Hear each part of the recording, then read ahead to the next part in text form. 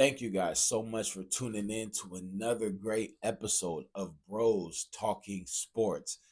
Appreciate you guys so much for tuning in, liking, commenting. Keep subscribing. I appreciate you guys by the day, by the hour, by the minute. We appreciate you so much. We are about to get into another great episode. You guys know what happened last night.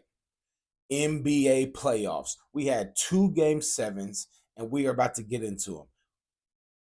You guys, who would have thought at the beginning of the year it would have came down to these four teams? Epic. All right. Make sure you like, comment, and subscribe. Let's get into it, you guys, because you already know I had those Minnesota Timberwolves going over the Denver Nuggets, the defending champions. I had them. All right. They put my Lakers out. You see it. 40,000 and counting. You see it. They put my Lakers out this year. They put them out last year. They made them look like some bums. Well, nah. These young legs, Ant-Man, Anthony Edwards, Karl-Anthony Towns, yeah, he been there a minute. Gobert, come on now. All the young guns, they put a smacking on them Denver Nuggets. Let's talk about it. Game 7 in Denver's house, Mile High City. You guys already know the air is different up there. The air is different up there. Well, guess what? Those Minnesota Timberwolves, for the first time in 20 years, shout out KG, are back in the Western Conference Finals. That is right. I said that. Minnesota Timberwolves are back in the Western Conference Finals. They beat the Denver Nuggets 98-90. Who would have thought?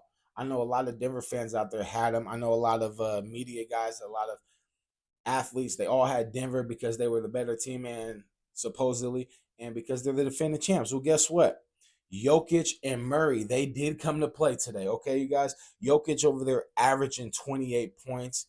Murray over there is averaging 19. Well, guess what? Tonight, Jamal Murray, he had 22 in the first half. He ended the game with 35, 3, and 3, but Murray was an absolute beast. Jokic. What can we say about Jokic? Obviously, the league MVP for the second time in 3 years, or third time in 4 years. Bam. 13 points, 15 rebounds, and 5 assists at halftime. Can you say that they wanted it? We're going to get into this, but he ended the game with 34 points, 19 rebounds, and 7 assists. By those stats, you would think that the Nuggets would have won, right? Well, no, because the Nuggets, the rest of the entire team only scored 21 points. How in the heck does that happen? You're just going to put it all on Jokic and Murray's shoulders? Clearly. But listen, man, Michael Malone, he should have came up bigger than that. The rest of the team should have came up bigger. KCP, Gordon, Porter, where y'all at?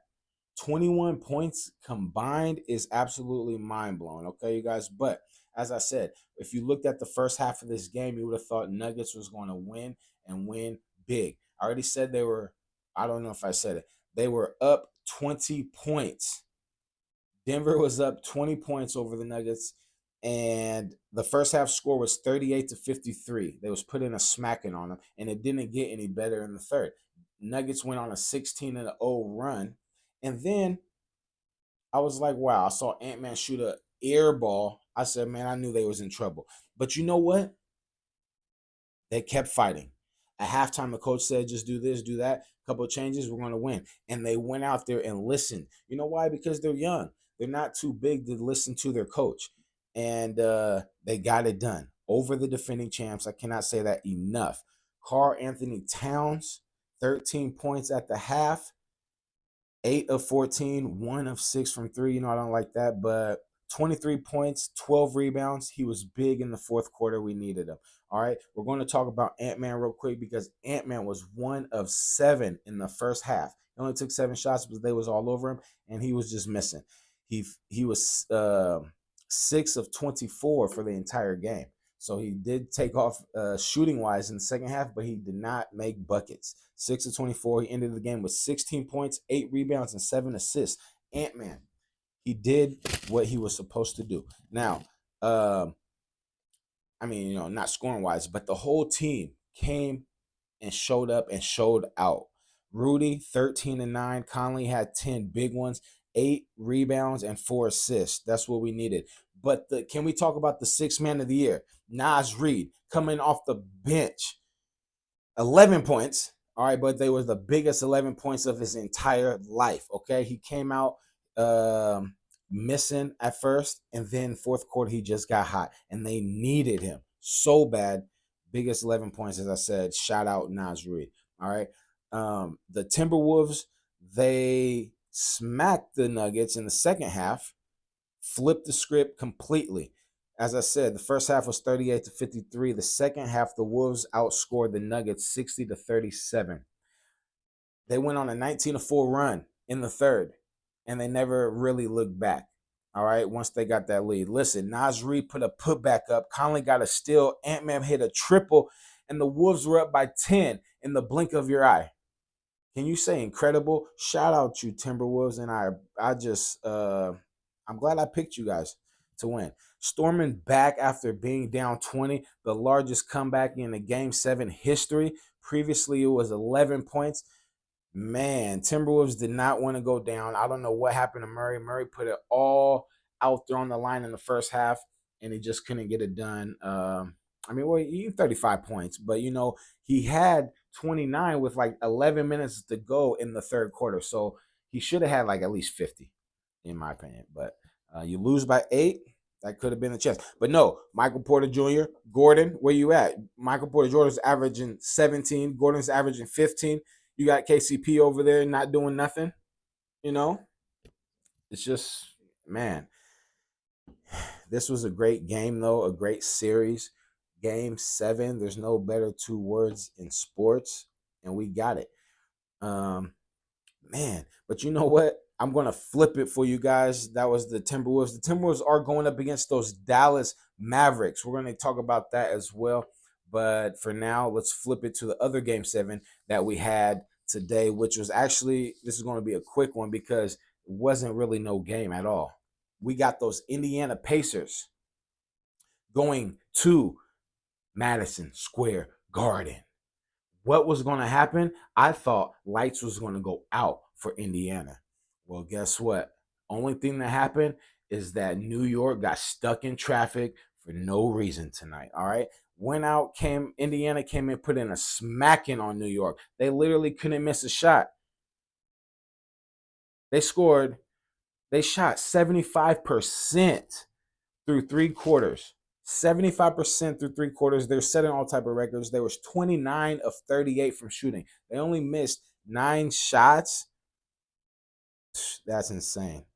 That's insane. Indiana could not miss. They scored 101 points through 3 quarters. Let's just talk about it. Indiana upset my New York Knicks, who I was going for in 7, 130-109.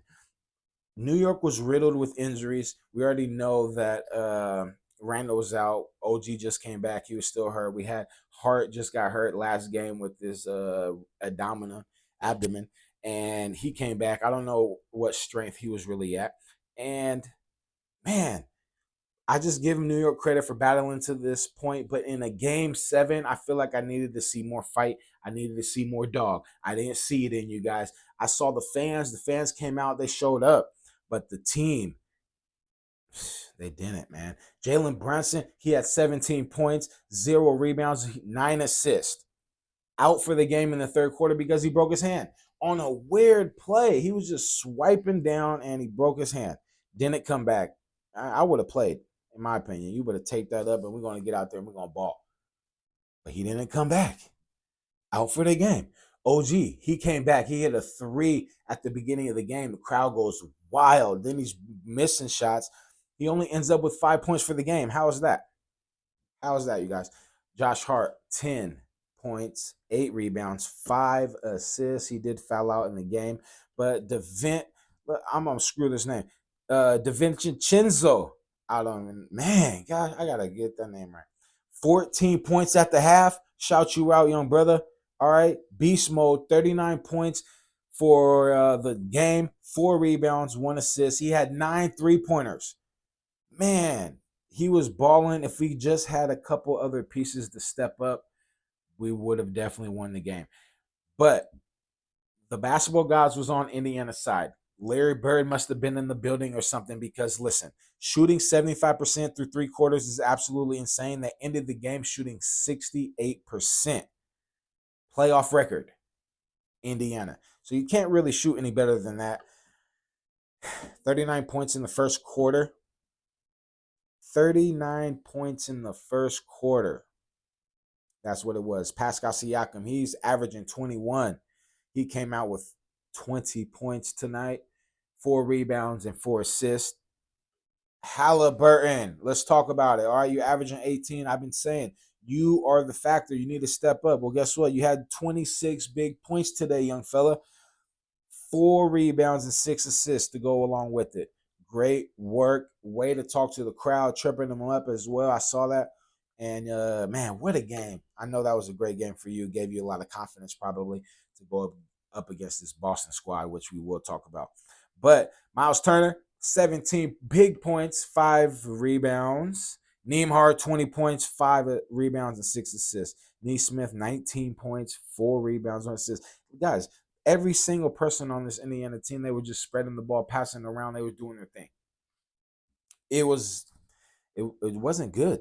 It just wasn't good for them. Absolutely. I don't know if it was the time slot. They had the first game at 12 o'clock. I don't know, I don't know if that hurt them or what, but Indiana moves on. They're going to they were 3-6 all time in game sevens. Knicks were 7-8 all time in game sevens. Now they're 8-8. Pacers, they move on to 4-6. But they have not been to the conference finals since 2014. But guess what? The Pacers fans, you guys are back. Here we go. Okay. Step up big time. And let's see what you guys could do against Boston. Boston, as you know, put out Cleveland 4-1. They are them dogs. Boston's been there. They got that experience. They've been waiting to get over that hump. Indiana's those new dogs. What y'all gonna do? Yeah, y'all can shoot, but can y'all stand the pressure? This is gonna be absolutely intense. I cannot wait to see it coming up next week. Boston, Indiana. All right. Now, real quick, since we're talking that talk on Bros Talking Sports, make sure you like, comment, subscribe, and share. We're gonna get into yesterday's game.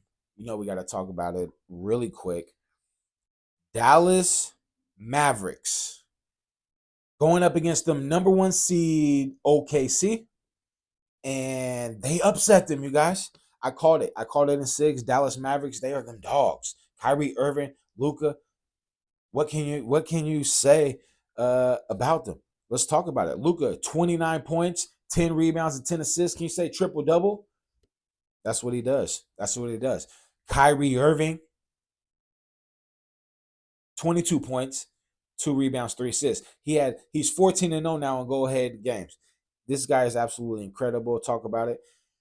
Dallas won by 1 point, 117-116. If you guys really watch this game close, you know that OKC was really in control. It didn't come until the fourth quarter, really late in the fourth quarter, that Dallas really seized control. Big shots by Luka, big shots by Kyrie, big 3 by Kyrie with under a minute to go. This was absolutely epic. Kyrie, he said he had chills, holding back tears because it was one of the best shots. One of the best shots since he did it in 2016 against them Golden State Warriors. Game 7, big shot, Irving. All right, man. So listen, Dallas, they make the West Finals for the second time in 3 years. That's epic. OKC, though, real quick, I just want to flip it. Shea Gilgeous-Alexander, 36 points, 3 rebounds, 8 assists. Playoff career high, number 1 seed. This road ain't easy. When you get deep into the playoffs, you're going to need a squad. You're going to need a team. Yes, you got Chet. You got Chet Holmgren. Big upside coming in. He had 21 points, 3 rebounds, and 1 assist. But who else you got? OKC is young. Dort over there, come on. Now you had 11. Joe had 11, 3 and 3. But they need some pieces if they want to compete. Maybe just one more piece. All right, they need another little piece to go with it. But they did not get it done. They fall to the Dallas Mavericks in 6, number 1 seed. Shannon Sharp is talking major mess about them being the weakest number 1 seed. I wouldn't go that far. I would have to really go down in the books to see number one seeds, but they didn't get it done in the second round. That's that. Jones Jr., 22 points for Dallas, 4 rebounds, 2 assists. Second consecutive game with his playoff career high. All right. He said, I'm going to match the other one with this one. Okay. Let's get it. PJ Washington, real quick, talk about big shots. Made 2 free throws before missing the third on purpose with 2 seconds left. Chet, before that, though, Chet, he scored a dunk to make OKC go up 116-115 with 20 seconds left. But then Shea Gilly fouled PJ Washington. They did challenge it, but they saw that Shea fouled him. All right, so that was that, man. They used their challenge, and they didn't have a timeout to advance the ball. And the rest is history. Dallas Mavericks go up to the Western Finals with Kyrie Irving. That is so good to say because last year he was injured and they couldn't get it done. All right. And then, yeah, this is epic. Kyrie, I'm so proud of you. Luka, proud of you too, man. Handling the pressure, just knocking it out.